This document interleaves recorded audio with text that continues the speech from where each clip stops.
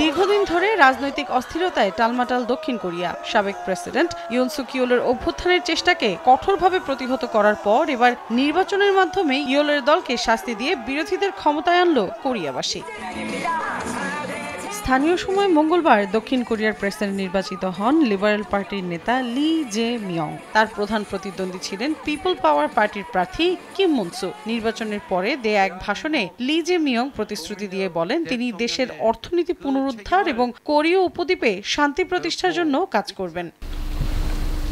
দেশটির জাতীয় নির্বাচন কমিশন জানায় মঙ্গলবারের প্রেসিডেন্ট নির্বাচনের চূড়ান্ত ভোটার উপস্থিতি ৭৯.৪%, যা ২৮ বছরের মধ্যে সর্বোচ্চ। তবে দেশ পুনর্গঠনের আগে আন্তর্জাতিক অঙ্গনের বেশ কিছু চ্যালেঞ্জ রয়েছে তার সামনে। যুক্তরাষ্ট্রের প্রেসিডেন্ট ডোনাল্ড ট্রাম্পের সঙ্গে কেবল শুল্ক নয়, বরং দক্ষিণ কোরিয়ার নিরাপত্তা নিয়েও গুরুত্বপূর্ণ আলোচনার প্রয়োজন রয়েছে তার। পাশাপাশি উত্তর কোরিয়ার হুমকি থেকে রক্ষা করতেও তাকে কাজ করতে হবে বলে জানান বিশ্লেষকরা।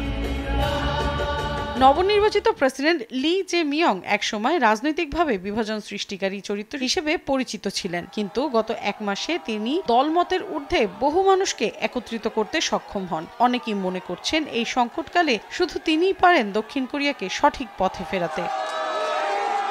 মৌসুমীর সাথী, সময় সংবাদ।